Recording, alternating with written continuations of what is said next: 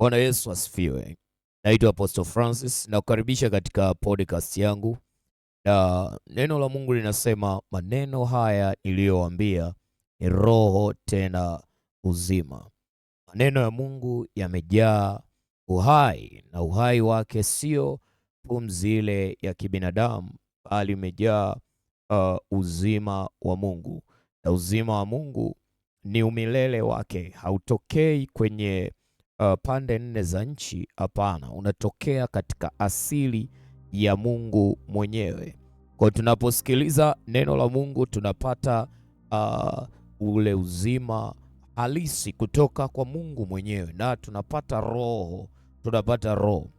So maana yake ni kwamba asili ya Mungu inaingia kwenye maneno yake. That's why neno la Mungu linasema hapo mwanzo kulikuwako na neno, na neno alikuwa kwa Mungu, na huyo neno alikuwa Mungu.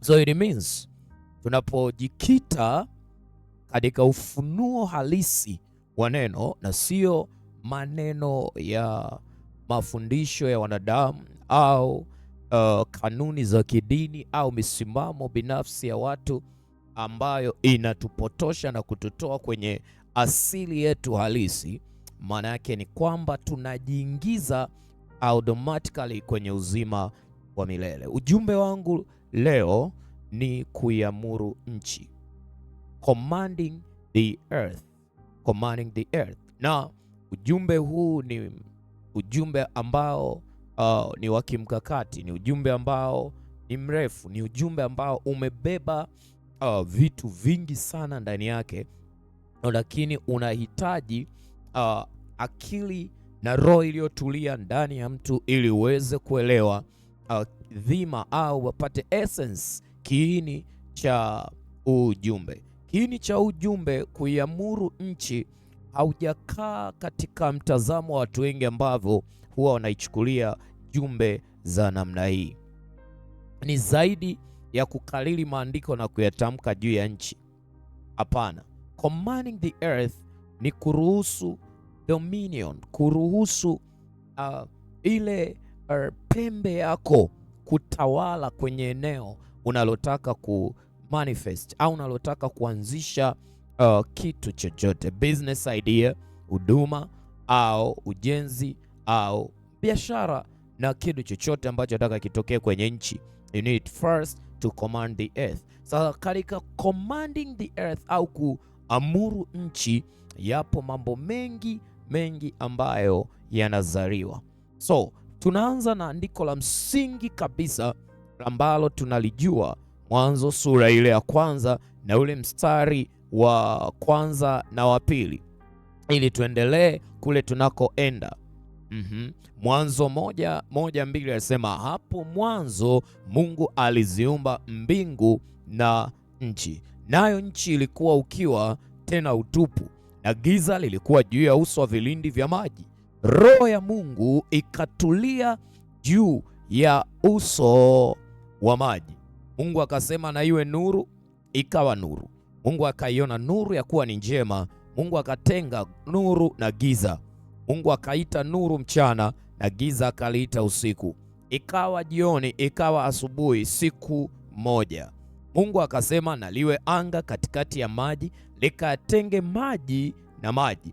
Mungu akalifanya anga, akatenga yale maji yaliyo juu ya anga na yale maji yaliyo chini ya anga. Ikawa hivyo. Mungu akaliita lile anga mbingu. Ikawa jioni, ikawa asubuhi, siku ya pili. Mungu akasema, maji yaliyo chini ya mbingu na yakusanyike mahali pamoja, ili pakavu paonekane. Ikawa hivyo. Mungu akapaita pale pakavu nchi, na makusanyiko ya maji akaita bahari. Mungu akaona ya kuwa ni vyema. 11. Mungu akasema, nchi na itoe majani, mche utoao mbegu, na mti wa matunda uzao matunda kwa jinsi yake, ambao mbegu zake zimo ndani yake, juu ya nchi. Ikawa hivyo. Nchi ikatoa majani, mche utoao mbegu kwa jinsi yake, na mti uzao matunda ambao mbegu zake zimo ndani yake, kwa jinsi yake. Mungu akaona kuwa ni vyema. Ikawa jioni, ikawa asubuhi, siku ya tatu. So hivi ndivyo ambavyo tunaona Mungu alivyoanza process ya creation. Wanazuoni wengine au wasomi na wataalamu wa Biblia wanasema hii haikuwa first creation, ilikuwa ni recreation ya dunia ambayo ilikuwa imeharibika. Mimi leo sipo hapa kuzungumza kwa habari ya dunia ya kwanza, ya pili, ya tatu na ya nne, but niko hapa kuzungumza kwa habari ya God ordinance, uwekaji wakfu wa Mungu nchi, na uwekaji wakfu wa Mungu kwa mwanadamu kuwa na mamlaka juu ya nchi. Biblia inazungumza katika kitabu cha Ayubu sura ile ya 38. Ayubu 38 na mstari ule wa 7, na mstari wa 4. Biblia inasema kuanzia mstari wa 3, anasema neno gumu sana: basi jifunge viuno kama mwanaume, maana nitakuuliza neno, nawe niambie, ulikuwa wapi nilipoiweka misingi ya nchi? Haya, sema kama ukiwa na ufahamu. Sema kama ukiwa na ufahamu. Ni nani aliyeamrisha vipimo vyake kama ukijua? Au ni nani aliyenyosha kamba juu yake? Msingi yake ilikazwa juu ya kitu gani? Au ni nani aliyeliweka jiwe lake la pembeni? Tasoma kwa Kiingereza. Whereupon are the foundation thereof fastened, or who laid the cornerstone therefore? You see, kumbe tunaona Mungu alipoziumba mbingu na nchi, wakati anasema habari ya nchi iweje, when he was forming the earth, Biblia inasema nchi ilikuwa kwenye maji. The earth was in the water face, ilikuwa kwenye uso wa maji, mpaka Mungu aliposema nchi ionekane, ndipo ikaonekana. Until God said something, until God spoke, mpaka Mungu aliposema ndipo ardhi ilipoonekana. Mpaka Mungu alipotamka ndipo uoto ukaota. Mpaka Mungu alipotamka ndipo majani yakaota. Mpaka Mungu alipotamka ndipo nchi ikaotesha vitu ilivyopaswa kuviotesha. Mpaka mtu atakapotamka ndipo ardhi itakapotii. Mpaka mtu atakaposema ndipo vitu vitakavyotokea. So tunaona tokea hapo anaendelea na prosesi za uumbaji mpaka anapofika Mwanzo 1:26. Biblia anasema Mungu akasema, na tumfanye mtu kwa mfano wetu, na tumfanye mtu kwa mfano wetu. Anasema kwa sura yetu, wakatawale samaki wa baharini na ndege wa angani na wanyama wa nchi na nchi yote pia, na kila chenye kutambaa kitambaacho juu ya nchi. Angalia Zaburi sura ya 2 mstari wa 4. Zaburi 8, Zaburi 8 mstari kuanzia ule wa kwanza. Wewe Mungu Bwana wetu, jinsi lilivyo tukufu jina lako duniani mote. Wewe umeweka utukufu wako mbinguni. Vinywani mwa watoto wachanga na wanyonyao umeiweka misingi ya nguvu. Kwa sababu yao wanaoshindana nawe uwakomeshe adui na mijilipiza kisasi. Nikiziangalia mbingu zako, kazi ya vidole vyako, mwezi na nyota ulizoziratibisha, mtu ni kitu gani hata umkumbuke, na binadamu hata umwangalie? Umemfanya mdogo punde kuliko Mungu, umemvika taji ya utukufu na heshima, umemtawaza juu ya kazi za mikono yako, umevitia vitu vyote chini ya miguu yake, kondoo na ng'ombe wote pia, naam, na wanyama wa kondeni, ndege wa angani na samaki wa baharini na kila kipitacho njia za baharini. Wewe Mungu Bwana wetu, jinsi lilivyo tukufu jina lako duniani mote. Now, leo ninataka nikupe siri kubwa sana. Siri ya Mungu kutukuzwa duniani, siri ya jina la Bwana kutukuzwa duniani ni pale ambapo mwanadamu anakuwa na ufahamu juu ya kusudi lake la kuumbwa na juu ya mamlaka aliyopewa ya kuwa juu ya kazi yote ya Mungu. Mungu atukuzwi kwa sababu wewe ni nani. Mungu anatukuzwa kwa sababu unatambua nafasi yako ndani ya Mungu na unatambua mamlaka yako juu ya ulimwengu. Biblia inasema mtu ni kitu gani hata umkumbuke, na mwanadamu hata umwangalie. Kwa nini Mungu yuko too concerned with this human being? Kwa nini Mungu yuko concerned sana na mwanadamu? Ni kwa sababu ya ordination ambayo alishaiweka tangu alipomuumba. Mungu alipomfanya mtu alisema maneno haya, tumfanye mtu kwa mfano wetu na kwa sura yetu. Manake types zote za wanadamu zinazokuja duniani hazijawahi kuwa types za mfano wa kuku au mfano wa mbuzi au mfano wa ndege au wa njiwa. Manake nini? Mbali na kuzaliwa na baba yako na mama yako, mbali na kuzaliwa kimwili, mwanadamu spiritually alianza kufanywa kwa mfano na sura ya Mungu. Biblia inasema katika kitabu cha Yeremia sura ya 1 mstari kuanzia wa 4, neno la Bwana lilinijia kusema, kabla sijakuumba katika tumbo nalikujua, na kabla hujatoka tumboni nalikutakasa. Nimekuweka kuwa nabii wa mataifa. Tumbo. Anasema Mungu. Kwa nini Mungu anamwadress huyu mtumishi wake Yeremia mwana wa Hilkia kwa maneno haya? Anataka kumkumbusha, sio kumfundisha. Alikuwa anamkumbusha wajibu wake wa kiagano au wajibu wake wa kiumu. Biblia inasema kabla sijaku ngoja nisome neno moja hapa. Kabla sijakufanya au sijakuumba katika tumbo. Anazungumzia ulimwengu. Tumbo lipo la aina mbalimbali. Nchi ina tumbo, mtu ana tumbo, kila kiumbe kina tumbo. Ndio maana unaweza kuhisi tumbo ni kwa ajili ya chakula tu. You may think that belly tumbo lako ni kwa ajili ya chakula tu.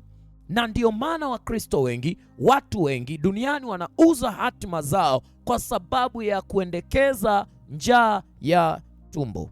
Watu wengi wanahisi Mungu amewapa tumbo kwa ajili ya kujaza vitu, chakula na vitu na tamaa zote za mwili. But that's not the fact. Sio ukweli kuhusu tumbo. Tumbo la mtu, Biblia inasema, kama ukiangalia, ngoja nisome andiko moja hapa uje uone kitu. Paradosidi brakusa lemonder vatikido vrande. Mithali sura ile ya 18. Mithali sura ya 18, na neno la Mungu linasema hivi: tumbo la mtu litajazwa kwa matunda, litajazwa matunda ya kinywa chake, atashiba mazao ya midomo yake. Listen. Tumbo la mtu, a man's belly shall be satisfied with the fruit of his mouth, and with the increase of his lips shall he be filled. Listen, nisikilize nikuambie kitu cha ajabu sana. Tumbo lako ni zaidi ya tumbo hili ambalo unaliwekea chakula. Tumbo ni maisha yako. The kind of life you want to live ina reflect vitu ambavyo unakula. Selago do basido vrakato siada. You see, mtu akiwa ni mpiganaji, kuna aina ya vyakula anakula na kuna aina ya vyakula anaepuka. Mtu akiwa ni mlimbwende misi, kuna vyakula anakula na kuna vyakula anatupa, anakatazwa. Kila aina ya ukuu ina mlo wake, ina forbidden food. Kila ukuu una makatazo yake, kila ukuu una maonyo yake, kila ukuu una maangalizo yake, na kila ukuu una sheria zake. Ngoja nikwambie kitu ambacho kinatokea kwenye kitabu kile cha Mwanzo. Kitabu kile cha Mwanzo sura ya pili. Mwanzo sura ya pili. Biblia inasema mstari wa 15.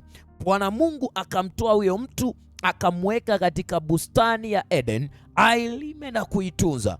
Bwana Mungu akamwagiza huyo mtu akisema, matunda ya kila mti wa bustani waweza kula, walakini matunda ya mti wa ujuzi wa mema na mabaya usile, kwa maana siku utakapokula matunda ya mti huo utakufa hakika. Kwa nini anakatazwa asile matunda ya mti wa ujuzi wa mema na mabaya? Sio kwa sababu yale matunda yalikuwa yana sumu, no. Sio kwa sababu yale matunda yalikuwa yana sura mbaya, no. Sababu kisoma Mwanzo sura ya 3 mstari kuanzia wa kwanza, basi nyoka alikuwa mwerevu kuliko wanyama wote wa mwitu aliyowafanya Bwana Mungu, akamwambia mwanamke, ati hivi ndivyo alivyosema Mungu, msile matunda ya miti yote ya bustani?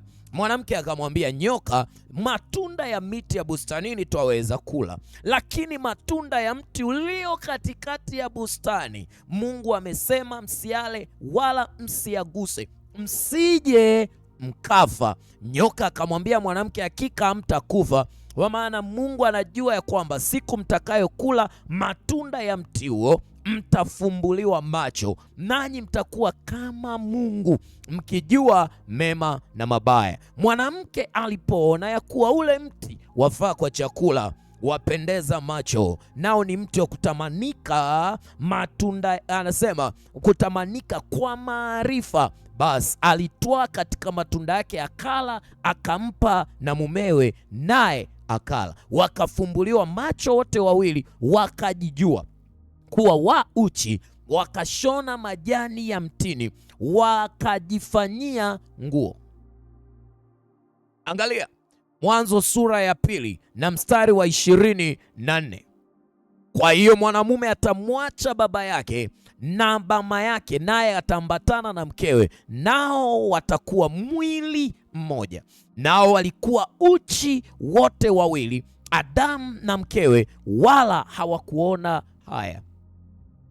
Hii haikuwa mara ya kwanza Adamu na Hawa kuwa uchi, lakini tafsiri ya uchi ilibadilika Adamu na Hawa walipojaza matumbo yao kwa chakula ambacho akikuwa kwenye mlolongo wa mlo wao. When you begin to feed your life, when you begin to feed your mind, when you begin to feed your spirit with with a foreign knowledge, with a foreign attitude, with a foreign mindset, what it will become in your life, you begin to see. Utaanza kuona upo uchi na utaona aibu. Utaanza kuona tabia ambazo ni foreign behaviors. So anasema hapo, tunaona ya kwamba tumbo la mtu litashibishwa. Kwa nini? Kwa matunda ya maneno yake. Biblia inasema mauti na uzima huwa katika uweza wa ulimi, nao waupendao watakula matunda. Huwa katika uweza, power of the tongue. Kinachobadilisha maana ya maneno sio maneno, mamlaka au roho iliyo nyuma ya yale maneno. Manake nini? Biblia inasema Mungu akamuumba Adamu na Hawa, tumfanye mtu awe kwa mfano wetu na sura yetu, awe na mamlaka, maana yake awe na nguvu, awe na upako. pako repodazo libra, roho yetu itakuwa nyuma ya maneno yake. Manake maneno ya mwanadamu hayana nguvu, ila roho iliyoko nyuma au ndani ya yule mtu ndiyo inayokuwa na nguvu kwa maneno anayotamka. Ndio maana Biblia inasema mmetegwa kwa maneno ya vinywa vyenu. Mmetegwa kwa maneno ya vinywa vyenu. Kwa nini Biblia inasema kila neno mtalitolea hesabu? Ni kwa sababu when you speak you allow spirit to work. Unapoongea unaruhusu roho zianze kutenda kazi. Baba anapoanza kutamka maneno ya hasira ya kulani watoto au kulani mke wake, manake anaruhusu utendaji wa nguvu za giza na mapepo na mashetani yaanze kuoperate kinyume cha mapenzi ya Mungu kwenye wale watu. Unapowatukana kila siku wa Kristo, nyie ni wajinga, nyie ni wajinga, nyie ni wajinga, what is happening there in the realm of spirit? Mapepo yanapata expression. Ndio maana Biblia inasema katika kitabu kile cha Waefeso sura ya 4, wala msimpe ibilisi nafasi, wala msimpe ibilisi nafasi, neither give place to the devil. Lile neno place linazungumzia ni nafasi, anazungumzia mamlaka, mandate. Usimpe. Kumbe inawezekana kwa maneno ya kinywa chako ukampa ibilisi mamlaka.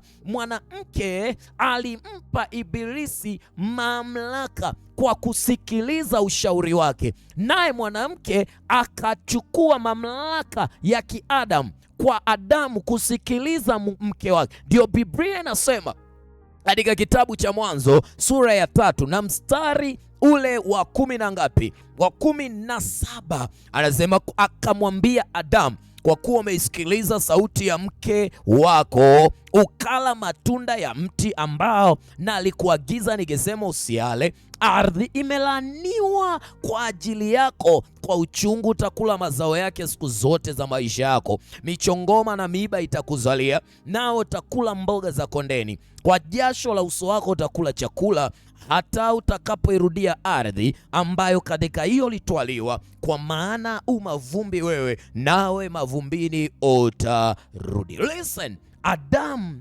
anaambiwa, kwa kuwa umeisikiliza sauti ya mke wako ukala matunda ya mti naliyokuagiza nikisema usiale, ardhi. Kwa nini halaniwi mke? Kwa nini halaniwi mtu mwingine kwa ajili ya Adamu? Adamu alilaniwa katika ardhi, sio katika mke. Anaambia kwa sababu umeisikia, kwa sababu umekula. So right reason, when unapoongea na mtu yeyote usichukulie kama ni just a normal conversation. You are eating from him, you are eating from her. You are eating what she or he vomiting. Unakula matapishi ama unakula maneno yenye ndio maana Biblia inazungumza ya kwamba you need to run away from evil men. Lazima, Biblia inasema ondokeni katika watu wa ovu, jitengeni katika uovu, kwa sababu when you listen from evil men you are eating what they are vomiting. Unakula wanachokitapika, kwa sababu kile wanachokitapika ni mauti. Ile mauti inaanza kugain muscles. Haitatokea siku moja, mwana wa Mungu, lakini itaanza kupata nguvu, itaanza kupata nguvu automatically. Utaanza kujikuta you feel weak ukiwa unakaa na watu wanaongea kinyume na taifa na nchi, kila kitu they are wako opposite on opposite side. Ndio maana hata katika nchi watu wengi wachambuzi wa masuala ya taifa ambao wako kinyume, mara mbili ni watu wa namna hii. Moja ni watu ambao wanakuaga wako chini sana kimaisha, au mbili wanakuwa ni watu wa ovu sana, mioyo yao haina msamaha,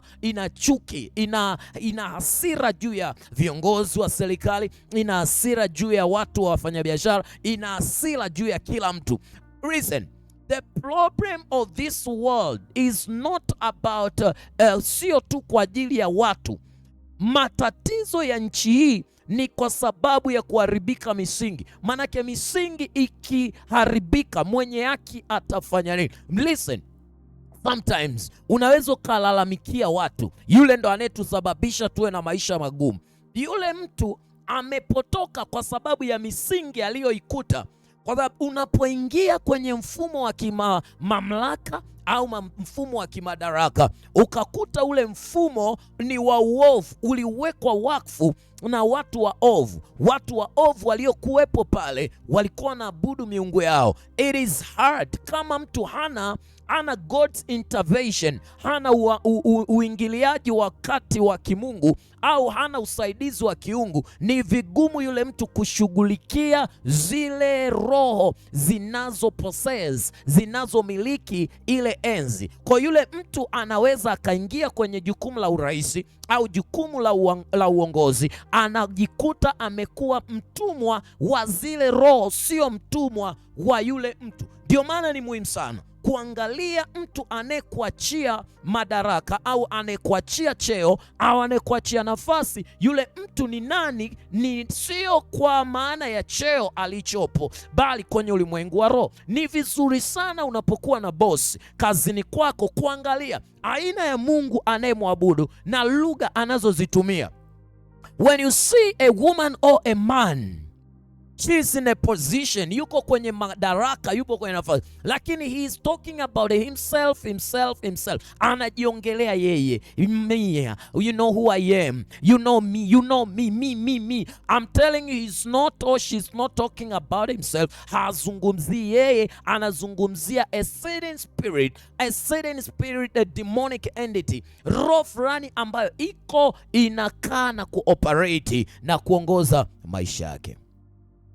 Mtu yeyote ambaye anao ushawishi mkubwa kwenye maisha yako kuliko wakati mwingine wazazi, kuliko mume wako, kuliko ndugu zako wa karibu, kuliko Mungu wako, I'm telling you, sio yeye. Kuna roho iko ndani yake ambayo ina operate supernaturally, ina operate kimiujiza, hawezi kuiona. But leo niko hapa kukuletea ujumbe wa kuiamuru nchi. Listen, ukitaka uanze kutoka kwenye mifumo ya umaskini, unataka utoke kwenye mifumo ya uovu, unataka utoke kwenye mifumo ya kukandamizwa na kucheleweshwa, listen, you must win the spirit that overpower territories. Lazima ushinde roho zinazotawala mipaka au nchi au mataifa.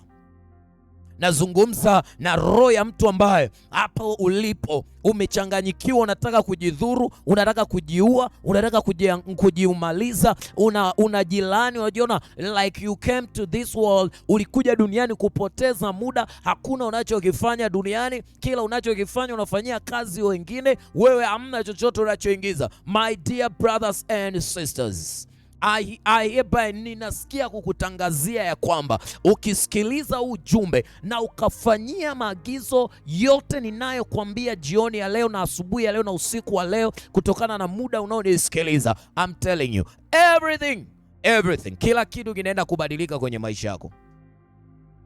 Biblia inasema Mungu akamwambia Adamu, ndiyo shida ilianzia hapo. Akamwambia Adamu, kwa kuwa umeisikiliza sauti ya mwanamke wako. Sasa Adamu alipoulizwa, Adamu umefanya nini? Sasa niko uchi. Mungu anapotoa hukumu kwenye mahakama yake, katika mahakama ya utatu, anatoa mahakama kama Mungu Baba, Mungu Mwana, Mungu Roho Mtakatifu. Anamwambia Adamu, kwa kuwa umeisikiliza sauti ya mwanamke wako, ardhi imelaniwa ardhi kwa ajili yako. Wakati shetani analaniwa, kesi yake ilikuwa tofauti. Yeye aliambiwa kitu kimoja, ya kwamba Bwana Mungu akamwambia nyoka, kwa sababu umeyafanya hayo, umelaniwa wewe kuliko wanyama wote. Maana yake nini? God was cursing the behavior. Mungu alikuwa analani tabia alilani mamlaka, alilani nguvu, alilani chanzo kinachomfanya shetani awe shetani. Watu wengi tu tunashindwa kuelewa tunaposema Yesu alimpokonya shetani funguo za mauti na mamlaka. It means kuna tofauti hapa, kuna tofauti. Jesus, Mungu alianza kumwondolea devil, alianza kumwondolea shetani utambulisho wake. So devil became nobody, kwa sababu at the first place shetani alikuwa ni mojawapo ya archangels, mojawapo ya malaika wakuu kule mbinguni. Biblia inasema katika kitabu kile cha Ezekiel sura 28 mstari kuanzia 13, ulikuwa ndani ya Aden, bustani ya Mungu. Kila jiwe la thamani lilikuwa kifuniko chako, akiki na yakuti manjano na almasi na zabarajadi na shohamu na yaspi na yakuti samawi na zumaridi na baharamani na dhahabu, kazi ya matari yako na filimbi ilikuwa ndani yako. Katika siku ya kuumbwa kwako zilitengenezwa tayari. Wewe ulikuwa kerubi mwenye kutiwa mafuta afunikae, nami nalikuweka hata ukawa juu ya mlima mtakatifu wa Mungu. Umetembea uko na uko kati ya mawe ya moto. Ulikuwa mkamilifu katika njia zako tangu siku ile ulioumbwa hata uovu ulipoonekana ndani yako. Lile neno uovu ni ujinga, lile neno uovu ni giza, lile neno uovu ni dhambi. Manake at the first place shetani aliumbwa akiwa mkamilifu kama Mungu, aliumbwa akiwa mtakatifu kama Mungu, alikuwa na nguvu, alikuwa na ushawishi ambao ni ushawishi mzuri, na alikuwa anayo kazi. Ni kerubi, malaika katika daraja la makerubi aliyekuwa anafanya kazi ya kufanya. Biblia inasema afunikae, mwenye kutiwa mafuta. Lile neno afunikae, mwenye kutiwa mafuta, alitengwa kwa kazi moja ya kufanyaje? Kufunika. Nitakuja kuambia siku nyingine kwa kirefu. Kufunika manake alikuwa amepewa uwezo na mamlaka ya kuenea, ya kufika popote. Anointing and power to access realms. Manake shetani alikuwa anaweza kuingia kwenye ulimwengu wa fedha akazungumza, alikuwa anaweza kuzungumza kwenye mambo ya kisiasa, alikuwa anaweza kuzungumza kwenye mambo ya sanaa, alikuwa anaweza kuzungumza kwenye masuala ya geology, kwenye eneo lolote. This anointing ambayo devil alikuwa nayo ni mafuta ya kuenea. You reach anywhere, popote unapoenda unavuta attention, una capture attention. So Mungu alichokifanya cha kwanza, shetani aliondolewa ushawishi wa kimungu wa kuvutia.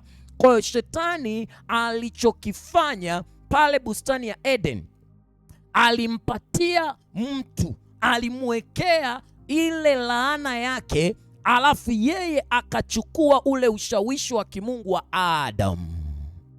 That's why leo hii unaweza kuona wachawi wanaweza kuongea na mamba. Niliona sehemu fulani mzee mchawi anaongea na mamba. Niliona sehemu fulani Ukerewe, wazee wanaitwa wazee wa mji wanaweza kuongea na viumbe, wakaongea mamba waje. Ukerewe, kama mtu ni mtu wa Ukerewe hawezi kukataa. Uchawi wa mamba upo. Unashangaa mtoto ameng'atwa na mamba, ameng'atwa na amemezwa eti na mamba na anapotea kabisa. Wanaweza kuongea ile mandate ya kusema na viumbe. Biblia inasema akasema tumfanye mtu kwa mfano wetu na kwa sura, akatawale, akawe na nguvu ya kusema katika ulimi wake juu ya mamba, juu ya ng'ombe, juu ya fisi, juu ya simba, chatu. Ndio maana hata majina wanyama aliyatoa Adamu. Listen my brothers and sisters, Mungu aliposema atufanye, hakuwa anaumba kitu cha mchezo. He created something more than a nuclear bomb. Aliumba kitu zaidi ya bomu la nyuklia. we can do anything. Biblia inasema nayaweza mambo yote kwake yeye. Mazalo kosia ai romla koskate lidobratai. I can do all things. La dai dopara. I can do all things through Christ who strengthens me. Naweza kuyafanya mambo yote katika Kristo yeye anitiae nguvu. So what is Christ? Christ is my power source. Kristo ni nani? Ni chanzo changu cha nguvu. Maana yake nini? Yesu ametupa jina lake ili tuweze access realms, tuweze kufikia mahali popote. Maana yake hatuhitaji tena kuitwa kerubi afunikaye mwenye kutiwa mafuta. No, sisi jina la Yesu ndio upako wetu, ndio anointing yetu, ndio maseko balato koshana parotiza dovalina. Maana yake Mkristo unapookoka, Biblia inasema mtu akiwa ndani ya Kristo amekuwa kiumbe kipya, ya kale yamepita, tazama yamekuwa mapya. Maana yake when you become when you are in Christ, maana yake unakuwa engulfed, unafunikwa na nature na asili ya Kristo. Yale ambayo Kristo anaweza kuyafanya na wewe automatically unaweza kuyafanya. Lakini inagharimu nini? Inagharimu mazoezi ya kiroho ya kuweza kuimarisha misuli ya roho yako mwanangu, ili uweze kufanya. Biblia inasema wakati Yesu amebatizwa, Luka sura ile ya 4, Yesu alipobatizwa akaenda akaongozwa na Roho mpaka nyikani ili aweze kujaribiwa. Akawa hali siku 40, kisha akaona njaa, mjaribu akaja akamjaribu. Lakini napenda Luka sura ya 4 mstari wa 14. Biblia inasema Yesu akarudi katika nguvu za Roho. Yesu akarudi katika nguvu za Roho. Alirudi katika nguvu za Roho. Habari zake zikaenea. Alirudi katika upako, alirudi katika ushawishi, alirudi katika uwezo. Biblia inasema ya kwamba mauti na uzima vimo ndani ya uwezo wa ulimi. Manake katika ile safari ya wilderness, akiwa kule jangwani, Yesu mojawapo ya kitu alichopewa ni power of speech. Alipewa mamlaka ya usemi. Na ndiyo maana Mkristo yoyote duniani, shetani atakachopambana auwe ndani yako,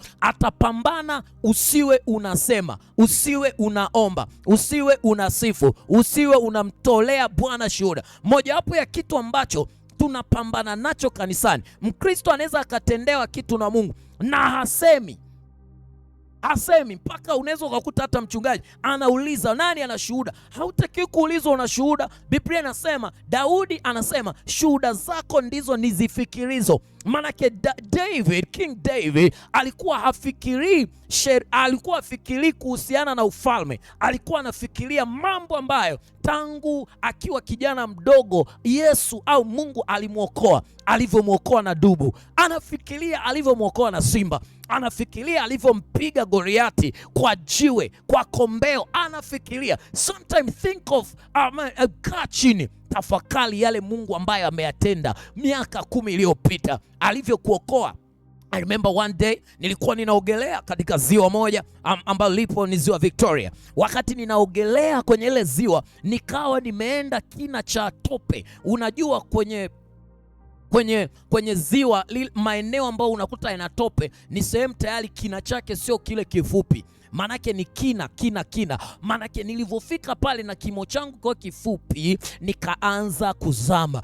But I remember one thing. Nilikuwa ni mdogo, nina miaka almost 6 kuelekea 7. But what I remember, sikutolewa na mtu kwenye yale maji. Kuna kitu kilininyanyua kwa nguvu, nikajikuta nimetoka kwenye kile kina kirefu, nikaanza kupiga hatua za kurudi nje ya ziwa na nikapona kifo cha maji. So unatafakari Mungu alivyokuokoa na ile ajali, unaanza kumshukuru Mungu, unaanza kumsifu Bwana. Ninakusifu Bwana kwa kuniokoa na ajali. Ninakusifu Bwana kwa kuniokoa na mauti ile. Ninakusifu Bwana kwa A na B na Z. Mungu anaposikia tunazitafakari shuhuda zake, ndivyo ambavyo anazidi kudhihirisha ukuu wake kwenye maisha yetu. So ndio maana unaona Yesu akarudi na nguvu za Roho na habari zake zikaenea. Hakuanza kujitangaza, hakuanza kujielezea, hakuanza kupiga kelele kwa watu ya kwamba jamani, Yesu amerudi mjini. No, Yesu alikaa wilderness. Alipotoka wilderness, habari zake zikaenea. Maana yake ni nini? Whispers of spirit. Roho Mtakatifu alikuwa ananong'ona na watu mtaani, ananong'ona, huyu ni mwanangu mpendwa ninayependezwa naye, msikilizeni yeye. Au ukienda kwenye kanisa watu wanasema aisee, ulikuwa wapi kumleta huyu mhubiri? Kuna roho juu ya nchi zinaweza zikakuficha, zikakufunika. Kumbuka shetani ni alikuwa kerubi mwenye kutiwa mafuta afunikae. Manake kuna mapepo ameasaini kwa upako wa kishetani kwa ajili ya kufunika nyota za watu, kwa ajili ya kufunika. Kuna vifuniko shetani anavyo. Biblia inasema aliumbwa kila kifuniko mata loza manda. Vile vifuniko shetani anavyovitumia sasa hivi, anavitumia kwa ajili ya kufunika reality ya maisha yako. Shetani anakufunika akili yako ili ujione hauwezi kufanikiwa tena, umri umesha kuacha, hauwezi kuoa tena, hauwezi kuolewa tena, hauwezi kufanikiwa tena. I declare, ninatamka na kutangaza kwa jina la Yesu Kristo, kila kifuniko cha kichawi, kila kifuniko cha kipepo kilichofunika uchumi, kilichofunika nyota, kilichofunika akili, kilichofunika uwezesho wa kimungu, in the mighty name of Jesus, hicho kifuniko kitoke, hicho kifuniko kiharibike. Rapreto brada salado baradaba hiduraba. Kila roho zenye kufunika keraparadia, ewe kerubi mwenye kufunika, ewe kerubi mwenye kuharibu, ewe kerubi mwenye kuua, rapato zalida muiviaji laiba chinje na kuharibu, ewe kerubi mwenye kuua, ewe kerubi mwenye kuchinja, mwenye kuiba, rupato zalino praradia mandora pa. Toa vifuniko kwenye hiyo madhabahu, toa vifuniko kwenye maisha yangu kuanzia leo, kuanzia leo. I manifest reparada para mandokrata iropata zato paragadaya reprata. Paza sauti yako, nitadhihirika, nitadhihirika. Areparosa, kila kilichofunika hiyo nchi, amuru, amuru, amuru. Mapepo yaliyofunika juu ya nchi hayatanifunika, hayatafunika mahali ninapokaa, hayatafunika familia yangu ilipo, hayatafunika ufahamu wangu. Shetani hautafunika akili yangu. Orabashata raba leta parata yaba makadaprata. Mapepo yamefunika ufahamu wa wanaume, yamefunika wanaume wasiwaze sawasawa, wanawake wasiwaze sawasawa, watoto wetu wasiwaze sawasawa. Tunatataraba, tunatuma moto, tunatuma moto, tunatuma moto, moto, moto, moto, ubatizo wa moto, ubatizo wa moto. Orabashanda raba koria. Shetani amefunika kinywa chako ili ufe kimya kimya. I must speak. Tumeumbwa kusema, tumeumbwa kusema, umeumbwa kuwaza, umeumbwa kunena, umeumbwa kusifu, umeumbwa kuabudu, umeumbwa kuomba, tumeumbwa. Yoyote niliyoumbiwa kwayo atabreka taro parara mandreboka seida parodira apelo kosapara denato babara. Hatukuumbwa begging, hatukuumbwa kuomba, hatukuumbwa kujiombesha kwa watu. Tumeumbwa kuamuru vikawa, kuamuru vikawa, kuamuru vikawa. Ninaamuru vikawe, ninaamuru fedha bayata, ninaamuru fedha katika mipaka ya nchi, ninaamuru fedha mashariki, magharibi, kaskazini, kusini. I command money, I command money, I command men. Ninaamuru watu, ninaamuru watu kutoka nchi yangu ninayokaa. Ninaamuru watu wakanipe thawabu, wakanipe zawadi. Remember about Jesus. Kilichomsababisha wale mamajusi watoke mbali kule waje kumletea Yesu vitu ni kwa sababu ya shuhuda walizozisikia. Unabii uliokaa miaka 1000, miaka 700, miaka 2000, walikana huo ushuhuda, walikana hizo scroll, walikana hayo matamko. Leo ninaamuru kila unabii uliosemwa juu yangu, ukaanze kusumbua watu mioyoni. Unabii uliotamkwa yamkini wao hawakuwepo wakati natamkiwa kwamba nitakuwa mtumishi wa Mungu, but today I command that great revelation to follow them. Unabii ukaanze kuwafuata,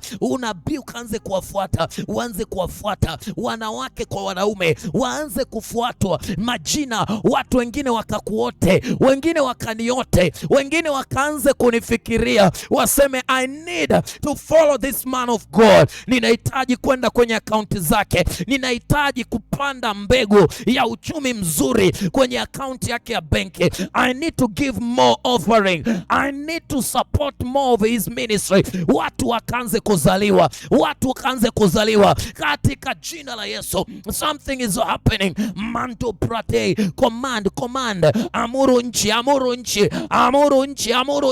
riaparo baroka sato para iroprante amblago zina vakuna ambrekuskelia vandervate riapakuda barosa kadia labanto androvaka tezunabande ita prato ante prokasande ande prata profesa tabiri aropatana mangla skopredia reprakuza lakado riapakadia makazota riprokatamata makatamata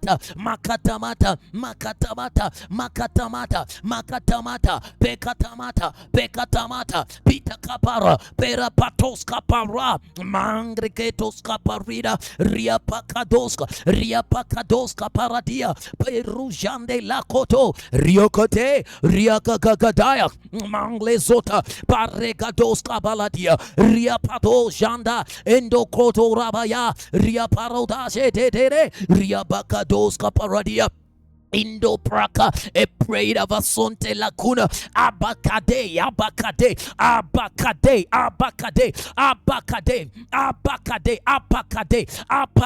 apapala e jotoko palaka peluza kade laka beruaza kaka makadaraba riapatoka satoka taratoko igabalaka zoko makazoko laka irepo koko kariza kago makatalado palejo kadina para riabakoko salaku baro shalagando ebonti alakado mazate abaloko zika abebola kayando mantekrata brazaka vifuniko vitoke kwenye hatima yangu, vifuniko juu ya nchi, vifuniko kwenye mikoa,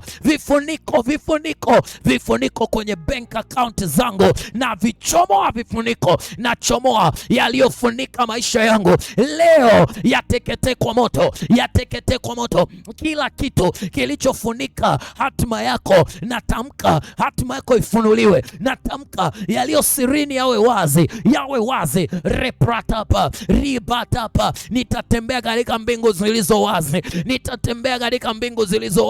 repratapa radia riapando soparate Erwaba makazo brabaya robe paluatena anglos aparatea makato parata riabapo zaladonta ide parakusalando ate pro janda rabano abelua banda indi bako soratena riabako kadia repata parona makadeso parekado jata laba riabako zatena riabado zata kadalaba kidapaka zona pareka gaga makadora patakaya rikagaya gadoska pala reproza kadala mandelo kokata eduboko sakailo ampalo kuabase parosho koko pagreto zakadai repakadai zapaga edabarashkopar reparadaba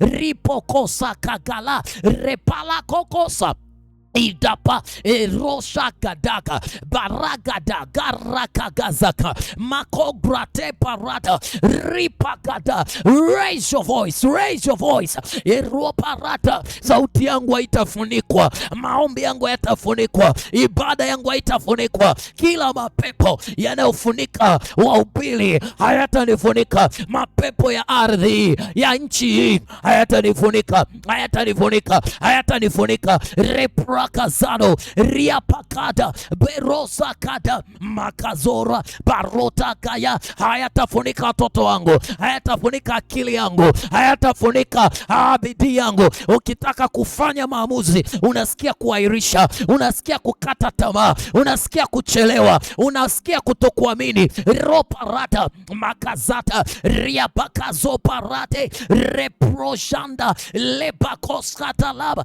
okiataraba. Unasikia hali ya kutokutulia kwenye akili yako. Ukipata fedha unasikia uitumie yote, unasikia utumie sehemu ambazo hazikuwa kwenye mahesabu na malengo. Riapakara ni mapepo yamefunika ufahamu wako. Yeye rapata riapata, achia achia achia achia achia achia ayaparata shkataba aishorababa roparata kaina achia achia achia achia achia achia riapakoska riapakoka igabala kadaya reparabaya repagaya repoka kizaba robababae alezo mandala bakuna mandereka berata kadia barata kadia barata gadoska pala repoko saka gada riapakuna palo parata matoko makadagaya makadagaya kadoka kadoka kadoka kadoka kadoka kadu alaka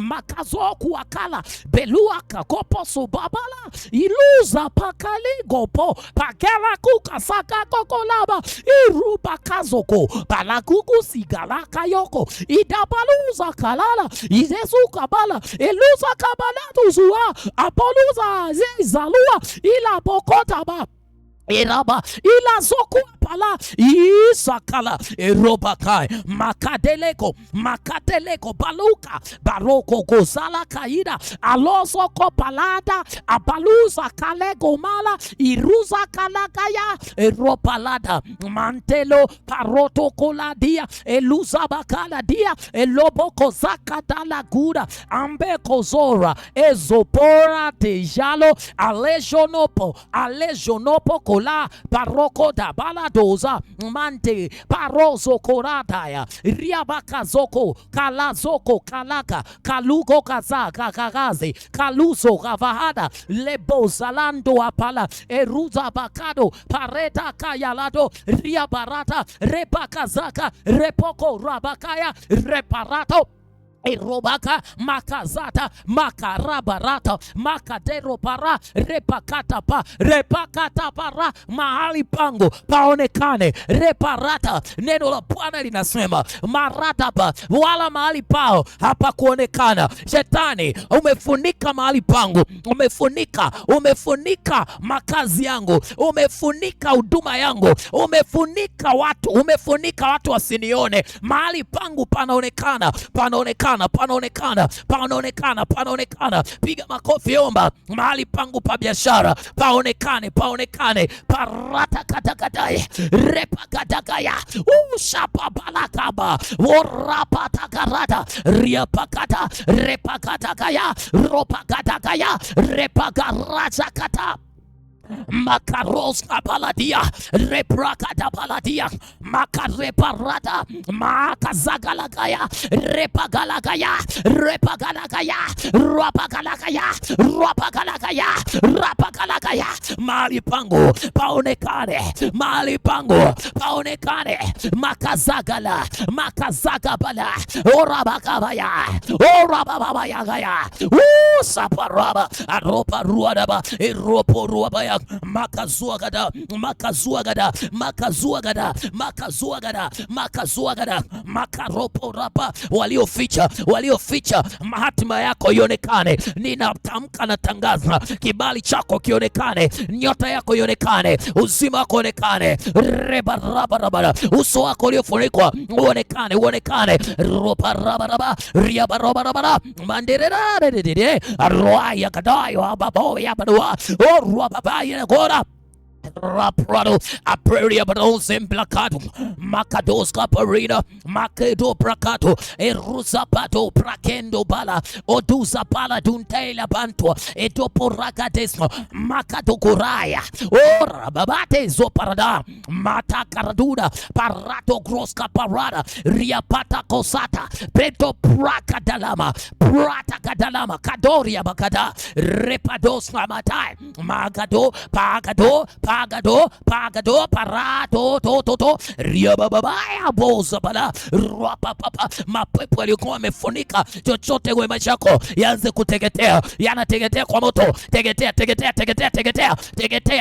chia bahari ya baba matera, mapepo kutoka barini, kutoka majini, kutoka angani, makata principality zote bratagaba, maeneo yote yaliyoibiwa kwenye maisha yangu, maeneo nitakiwa kumiliki lakini adui amemiliki akili yangu, rapara, achia akili na mawazo yangu, achia riapata kaya baroko tabara makata reprakaza in the mighty name of Jesus. Kuanzia leo have dominion. Mungu akasema wakatawale. We are princes. Wewe ni mwana wa mfalme. Wewe ni mfalme. Wewe haujaumbwa kuomba rasilimali. Hatujaumbwa kuomba. Barato kuzapai. Magalazopo grata parade bradia. Manglesko pradida vander vocas gadi bardusai. Magadosh lemongri ka green. Haujaumbwa kuomba. Tumeumbwa kumiliki. Tumeumbwa kuongea na vikawa. Kuanzia leo Mungu akurudishie mamlaka kwenye kinywa chako katika jina la Yesu Kristo. Amen. This is Apostle Francis Goel. Please hakikisha hautoki kwenye eneo la kutafakari habari hizi. Tafakari kweli hizi. Shetani hata kubali uwe na constant imagination. Neno la Mungu linasema katika kitabu kile cha Mwanzo 1:2, roho ya Mungu ikatulia juu ya uso wa vilindi vya maji. Kabla Mungu hajasema iwe nuru, alitafakari kwa mfululizo, kwa miaka alitafakari. Hakusema tu iwe nuru, aliiweka wakfu. That's why Mungu vitu vyake akisema hakuna mchawi anakuja kuviloga. Biblia inasema nuru yang'aa gizani wala giza halikuiweza. Kwa sababu gani? Jesus point sio amesema nani, ameongea kutokea wapi? God spoke from the place of power. Alizungumza kutokea kwenye mamlaka yake ya uungu. Lazima tujifunze kuongea katika mamlaka yetu ya wana. Sisi ni wana. So when you speak a word, Biblia inasema utakusudia neno, nalo neno litatimia. Bwana atalitimiza. Kwa nini Bwana analitimiza? Kwa sababu Biblia inasema Bwana aliangalia neno lake apate kulitimiza. Bwana haangalii malalamiko ya watu, anaangalia neno lake. Kama kwenye maombi yako kuna neno lake, kama kwenye malalamiko yako kuna ombi lake, Biblia inasema nitasimama kwenye zamu yangu ili nisikie Bwana atakaoniambia kwa habari ya kulalamika kwao. Kama hakuna coating ya neno la Mungu kwenye malalamiko yako, sahau Bwana kutimiza haja ya moyo wako. Biblia inasema kwamba kabla tujaomba atasikia, atajibu, na tukiwa katika kunena atasikia. Biblia inasema huu ndio ujasiri tulionao kwake, ya kwamba Mungu amini ya kwamba tukiomba kitu sawa sawa na mapenzi yake, yeye atusikia. Na kama atusikia, tunazo zile haja tulizomwomba. Hakikisha kinywa chako kinakuwa kikali kama upanga ukatao kuwili. hakikisha shetani achukui nafasi kwenye akili yako. Wakati adui anaanza kukuongelesha kwenye akili yako, make sure you have something to do for God or for your life. Hakikisha unafanya vitu productive. Shetani akiwa na wewe chumbani akisema kitu, mpinge. Biblia inasema mpingeni shetani naye atawakimbia. Lile neno kumpinga ni kumkemea kwa mamlaka, ni kumkemea hadi aone aibu, ni kumkemea mpaka akose ujasiri, ni kumkemea mpaka ajione yeye ni takataka, ni kumkemea mpaka aone yeye hana mamlaka tena ya kutumiliki. Biblia inasema alipokonywa mamlaka yote. Shetani, wewe ni mlaaniwa, wewe hauna mamlaka ya kuharibu chochote kwenye maisha yako. Hauna. Shetani hauna mamlaka yoyote ya kutawala kwenye maisha yangu. Shetani hauna mamlaka ya kutawala chochote kwenye maisha yangu. Mimi niko huru, wana ni mahuru. Haunidai chochote, haunidai. Asubuhi ukiamka, anza tangaza kuwa wewe ni mwana. Tangaza, iambie nchi, ninakuamuru mimi kama mwana, sikuamuru kama mtu tu niliyetokea stranger from somewhere. Ninakuamuru kama mtu. Ndio maana Biblia inasema mtumishi wa Mungu Gabrieli anasema mimi Gabrieli, anajitangaza alijivunia kuwa Gabrieli. Kwa nini wewe hujivunii kuwa mwana wa Mungu? Biblia inasema ya kwamba Yesu anatangazwa, yeye ndiye mwana mpendwa wa Mungu. Na wewe jitambue kwamba wewe sio tu mtu, ni mwana wa Mungu. God bless you for listening. Thank you.